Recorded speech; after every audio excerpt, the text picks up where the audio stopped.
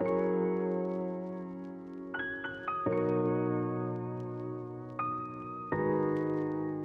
right, guys. Welcome back to this edition of Timberwolves Talk for this week. First, before we say anything else, we just wanted to address the postponement of the sporting events yesterday. Twins, Timberwolves, Wild, for the tragic events that happened. We fully support the decision of NBA, MLB, NHL for the postponements of these games, and we feel super sorry for the city and everyone involved in the events that happened. And it's just a really sorrowful time and really tragic because the city's been through a lot. And we're praying for everyone involved in the situation, and hoping things get better soon. But we just wanted to come out and address that right away. And so there's a couple things to go over, a couple announcements. Last week our video uploading schedule was Tuesday, Wednesday, and Thursday for you guys. And we want to keep it consistent every week and keep some sort of schedule, because I think it's easy for you guys to understand then when we're uploading, because we're back on the weekly uploads, multiple videos a week. For sure. So as you're watching this, there is a video that's either out or coming out very soon today. That's ranking the new WNBA jerseys. They just got a full set of new jerseys, and they're really clean. cool. There's a lot of cool clean, ones, man. very clean. So go check out that tier list video. That's either out or coming out the same day. And then there's also going to be a Twins talk, probably Thursday or Friday. So be on the lookout for that. Thursday, Friday. And then lastly, we just recorded a ranking Timberwolves jerseys from the past, present, and that will be coming out Friday or Saturday. So we have videos all out this week. They're spread out a little bit more than just Tuesday, Wednesday, Thursday, so you guys can have stuff to watch every other day. So should be fun. Should be a great week of content. And so this video is going to come out right after the Brooklyn Nets game that is occurring at 3:00 today. And obviously we're not going to be able to talk about that game because we're pre-recording this, but yeah, I think there's a few games that we can talk about. And I mean, what other news is there really with the Timberwolves? I feel like, come on.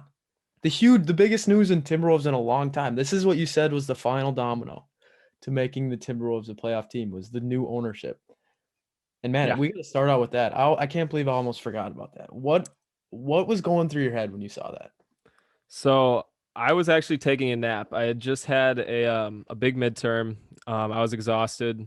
I had to take a nap after it, and I wake up to my phone having, I think, 4 text messages from my friends, 5 Twitter notifications. I'm like, what is happening right now? I thought the Bears traded for the 4th overall pick. I thought that's why there were so many notifications. But I looked and I saw A-Rod and Mark, I think his name's Mark Laurie, the Walmart executive, bought the Timberwolves, and I was like really surprised. I did not expect A-Rod to buy the team. I guess we can go into the details in a little bit, but if you guys looked into it, it was a week before. Yeah, like they sold the team in a week. I guess Glenn found the right guy. But yeah, it was really surprising that A-Rod wanted to buy the Minnesota Timberwolves. I would think A-Rod would go Jeter's direction and buy an MLB team instead of an NBA team. But I always think my whole view on ownership is you need someone who has championship pedigree to own your team, and A-Rod has championship pedigree. He's a 3-time MVP champion. I mean, can't ask for much more, I guess. Yeah, I think the thing about it is I think that A-Rod doesn't have as big of a share as people. I mean, I don't know the exact details, but from what I think that this Mark guy has a lot more stake in it than A-Rod. But I think A-Rod's kind of the name behind it. You know what I mean? Like he's the big name that they're. It's a group of people that bought it. I don't know. I obviously I think A-Rod and Mark Laurie are the 2 biggest investors into the Timberwolves. Yeah, and I mean, so I guess getting into the details, everyone was saying, okay, we're moving to Seattle because A-Rod played in Seattle and all this crap. But apparently they're working into the contract that the team has to stay in Minnesota. And I don't know if you can even legally do that. But yeah, from what I've seen is what are you wearing? Are you wearing a Bill Belichick? So Peyton and I thought it would be funny before we recorded this. We recorded 2 previous videos, those 2 tier lists for you guys, and I just had a Wisconsin football shirt on.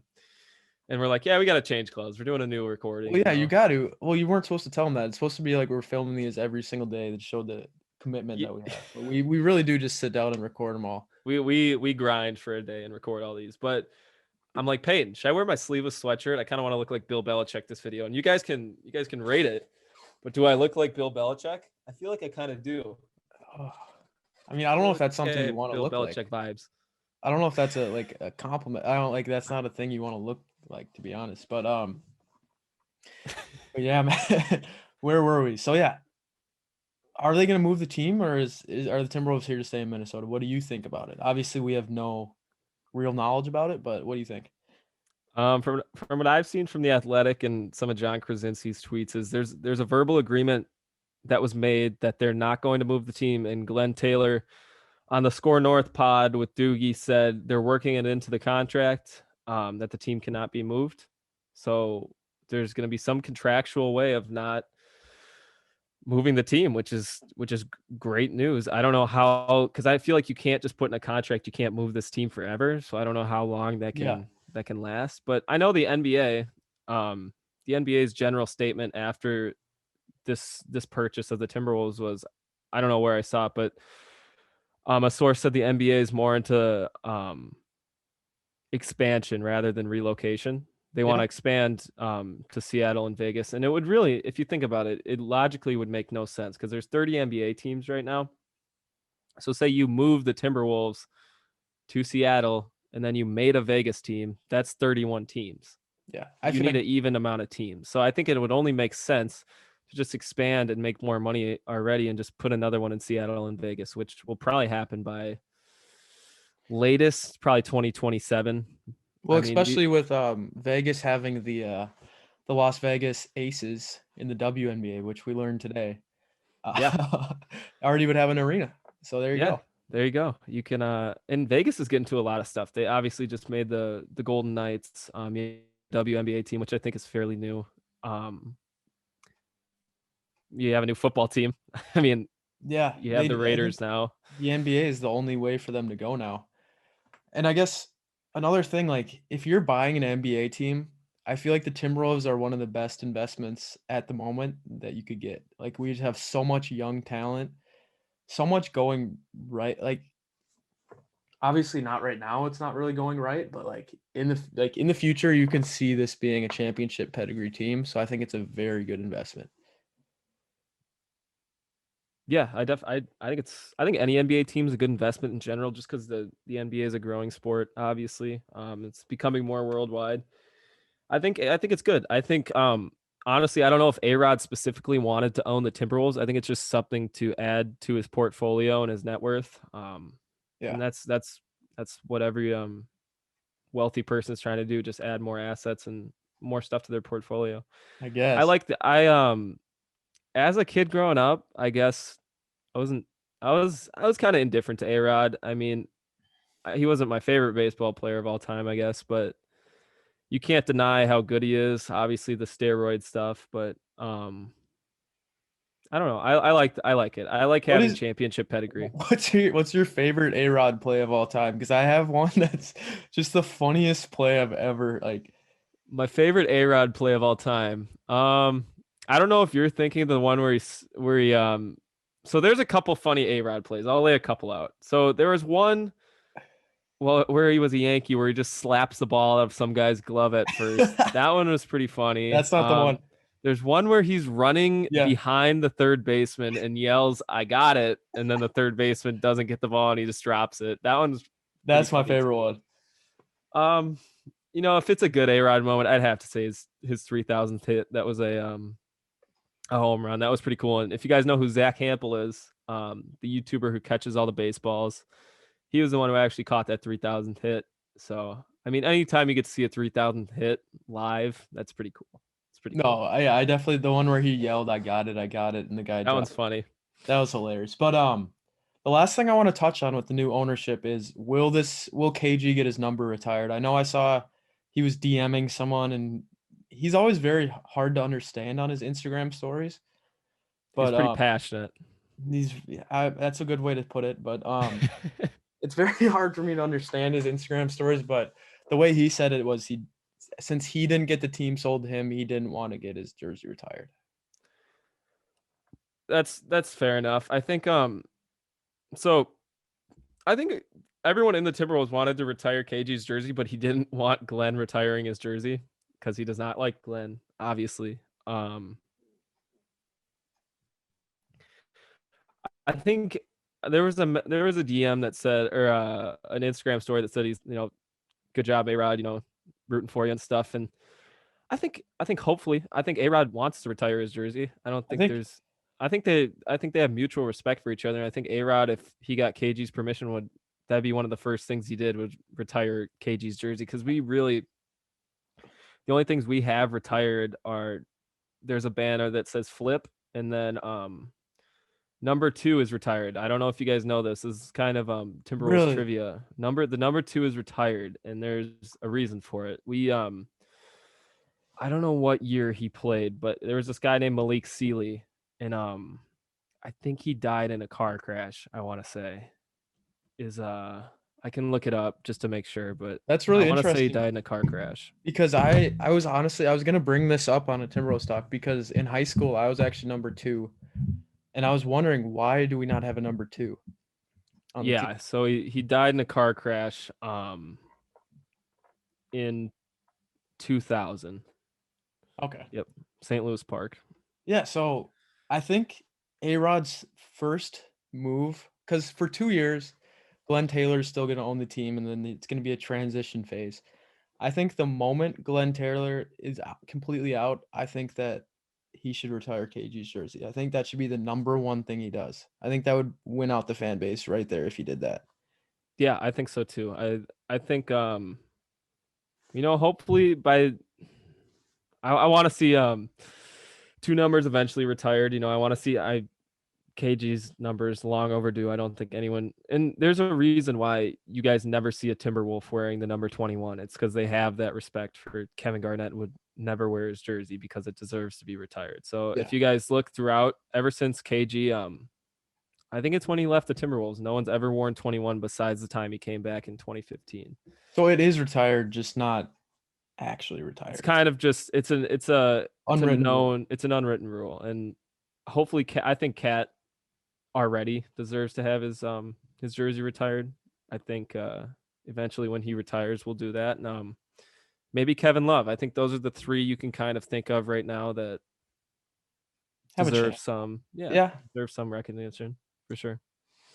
But so yeah, what do you want to talk about next? Obviously, DLO has just been fantastic, man. He's averaging 24 points a game in 26 minutes.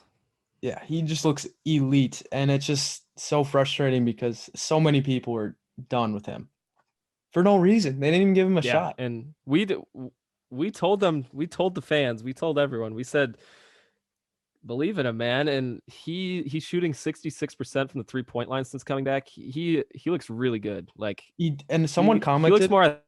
Yeah. I think he's just well rested. Yeah, he looks skinnier. He looks quicker. He actually looks more athletic. And someone commented that, and he's moving a lot better. He fully looks 100%. Yeah, I really like the him and Cat dynamic. I think at the end of obviously we didn't win the Celtics game, but D'Lo and Cat kept us in that game. They made that 11-0 comeback happen in the last 2 minutes. And the one issue though, there's one issue I've been seeing since they've been back. Since all of these games have been close, we've got to see D'Lo in crunch time for 3 straight games with Cat. And there's one issue. It's that Anthony Edwards hasn't taken a shot in those last 5 minutes of the fourth quarter and overtime when those 2 are on the floor. And D'Lo is one of the best closers in the game, and so is Cat. People don't understand that Cat makes so many crunch time shots. Every single three that Cat takes that's clutch goes in. And you guys should all see that. Those are two of the best clutch time players in the NBA. But it hurts to see Anthony Edwards just stuck in the corner. Yeah. On those plays, because I like the 2-man game. I do. I like DLO and Cat, trying to seal the game for us. But like, I'd like Ant to get a touch. I'd like to see if he give him a touch, and if he sees something he can expose, let him try. Because fourth quarter Anthony was a great for those few games there when he took over in the fourth quarter. It was a different player that we saw. Yeah, and he scored. Game. Yeah, I think he had 16 fourth quarter points or something like that, 16 or 17, and it's tough because you want to see him do something on those plays. You want to see him, get involved, and it's tough when D'Lo and Cat are playing their little 1-2 man ball, and the only really time they pass out of that is if D'Lo doesn't shoot or if he doesn't, cut, and then once Cat pops out to the 3-point line, doesn't dish him one. The only time D'Lo really passes in that situation when he goes to the hole and the layup's not there, and he'll pass it to a wing. So I don't know. It won us a big Chicago game though. It kept us in the Celtics game. So if it's working, it's working, I guess. I can't really complain. Yeah, I think that there's just got to be a happy medium. I mean, we're not saying that Anthony Edwards needs to be taking all these last shots. We're just saying he needs to have a shot at least. Like they need to get him involved a little bit. You can't have a great player like that just sitting in the corner. That's unacceptable. Yeah, and especially because he's such a liability defensively. If you're just gonna have him stand in the corner offensively, there's no point in having him in the game because he hurts us defensively. And that's I was gonna say that. Like I was just gonna give some praise to Josh Okogie recently. He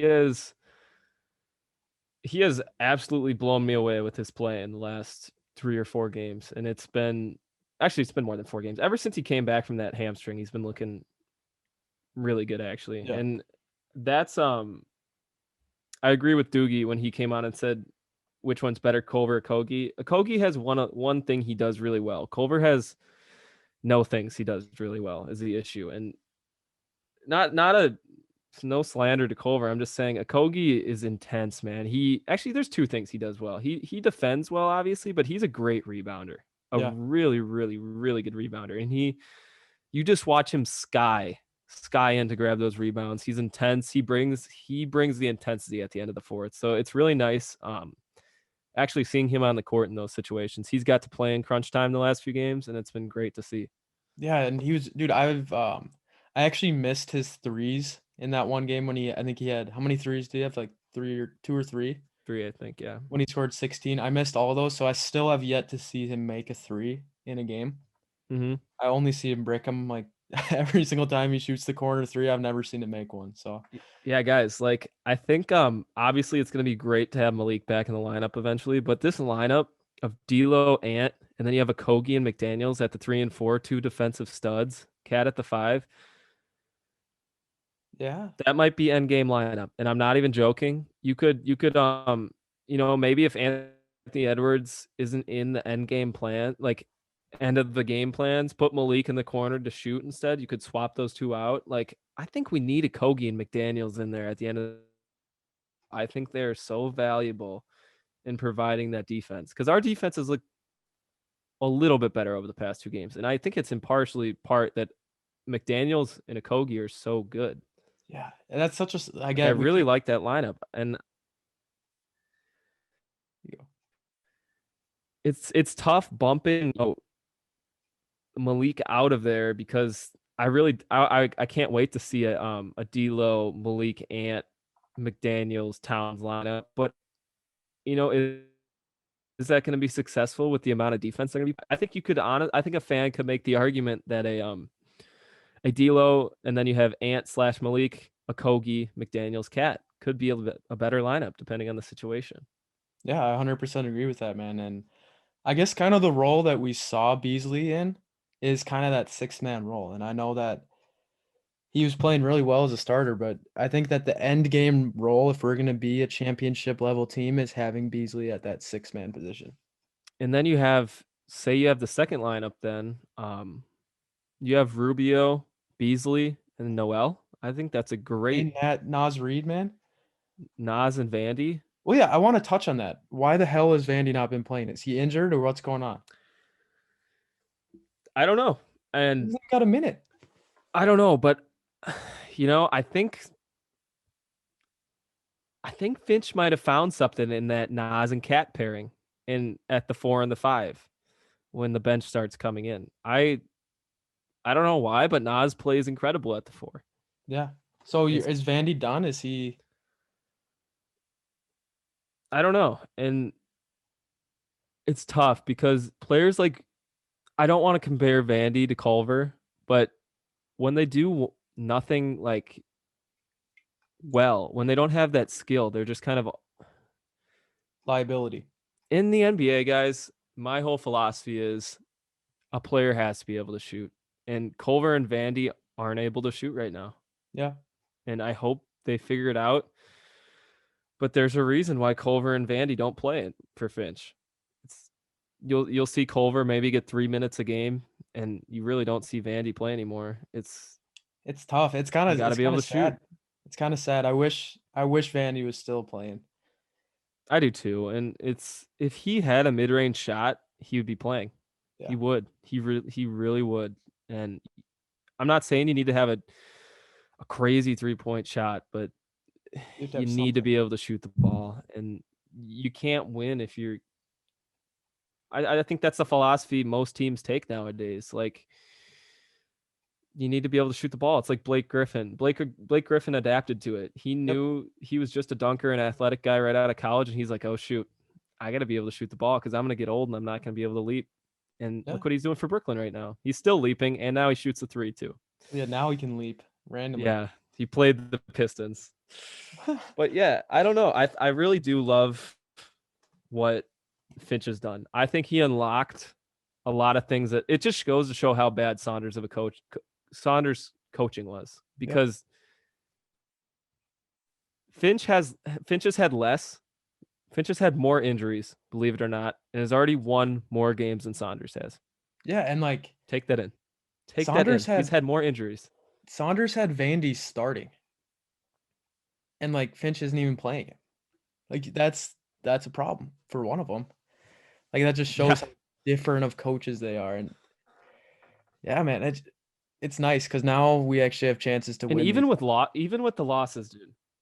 Oh, you go. Yeah, even that's what I was just about to say. Even with the losses, dude, we're in every single one of these games.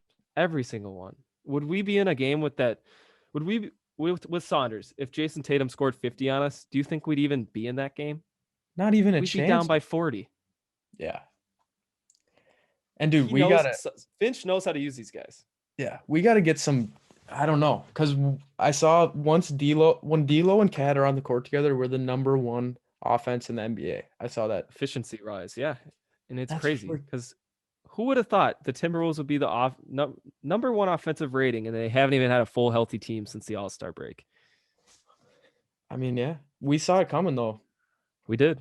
We just need all the pieces and the right leadership, coaching, and I think we might have just finalized that last piece of the puzzle with the sale. And I think I really like where we're at. I do. I think we have the team we need to make the 5th or 6th seed next year. And if they keep improving, that seed's going to keep lowering, and they're going to keep getting to 5, 4, 3 maybe in a few years. Who knows? Yeah, and what do you want to see the team do in the offseason? I mean, obviously this is pending that top 3 pick, which right now, what do you think our chances of getting that top 3 pick are? Do you think they're going downhill now? In your hypothetical scenario, are we in the bottom 3? Yeah, are we going to end up in the bottom 3 in the draft? I don't know the standings at the moment. I think we're going to pass the Rockets.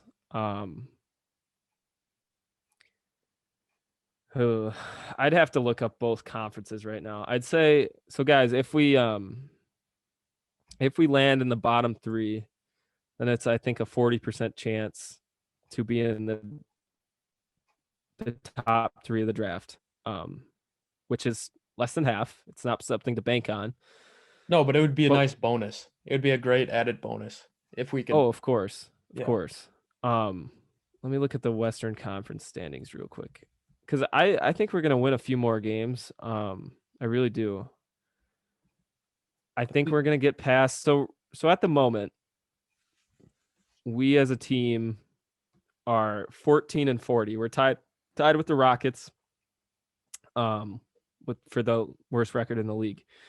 The next team in the 13th seed is the Thunder, who are 20-33. So we have 6 less wins than them. So I don't think we're going to be able to pass the Thunder. I don't, because they're going to keep winning games. Well, even if we start winning a few games. In the East, you have the Pistons though, and the Magic. The Magic are 17-37, and the Pistons are 16-38. So it's kind of like a 4-team race for these 3 spots. The Magic have 3 more wins than us. The Pistons have 2, and the Rockets are tied. And I think we're the best out of those 4 teams by far. I think we are too. So, if we pass them, in wins. Yeah. And it would be a bonus to get that top 3 pick, but if not, I think that all we got to do is sign a power forward, and I think we're set. Yeah, and if we get the top 3 pick and it's 1 or 2, Evan Mobley is kind of exactly what we need. So I think if we add Evan Mobley to the team, even as a rookie, we're easily a playoff team, because that's 5 guys in the starting lineup if you include Malik that are 20-point per game scorers. Like there's and no way you can stop that team. I love that Serge Ibaka add. I think that would be such a great addition to the team if we could somehow add Serge Ibaka. I think so too. I think I saw a mock trade. If we landed at 3 and Evan Mobley already went, it was a Miles Turner trade where we trade back with the Pistons. They get the 3rd pick. We get Miles Turner in I think it was 9th or 10th in the draft. Yeah. But because the Pistons keep moving, or the Pacers did well in that lottery simulation for some reason, but it's tough. It's just all chances. Like I wish it was like kind of like the NFL where it was like you could tell. Where we kind of just tell where everyone's gonna sit. Yeah. Because it could all change up so much. Oh yeah, everything could shake up depending on this lottery. Makes it interesting. It really does. Like we weren't the worst record in the NBA last year, but we got the pick. For sure.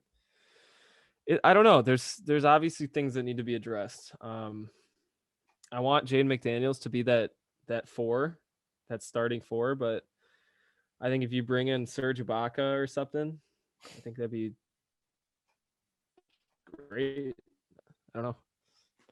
Yeah, and I guess what are your predictions for this Nets game that is just gonna have happened when this video comes out? What do you think's gonna happen here?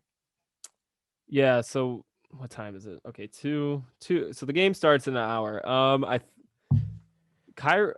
Kyrie's out for personal reasons. Is Cat playing? Because it said he was originally not going to play, but is he playing now? I guess because it's the next day. I'm not sure. I can check on the status report right now because that actually makes a big. Yeah, because I think Cat's not playing. Okay, Harden's out too, I think. So Kevin Durant's the only one that's playing for the Nets. Kevin, Blake, and LaMarcus, I think, will be on the Nets today, and then DLO and Ant. So what do I think is going to happen? Yeah. Oh, gosh. Kevin Durant, if you guys look at Kevin Durant's stats against the Timberwolves, you don't want to look at them because they are incredible. Kills us. He kills us. So he's going to go for over 30 for sure, like guaranteed. Well, yeah, he might go 50 on us. He might drop a 50 bomb on us like Tatum. Who's guarding him, do you think? McDaniels or Okogie? I bet McDaniels.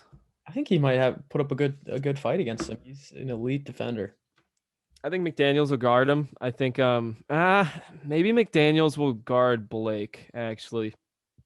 Because you're gonna have a ginormous lineup for the Nets today if they play it like I think they're going to.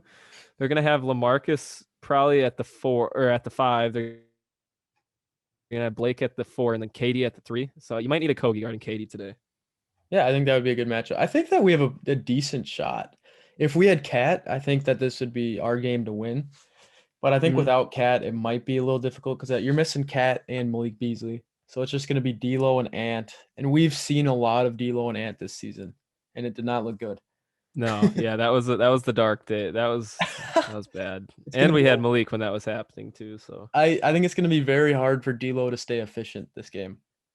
But listen to this though. I think Ricky Rubio for some reason has become a shining star in the last like 5 games. He's been, I don't know if you watched the last game, but he hit like 5 threes or something.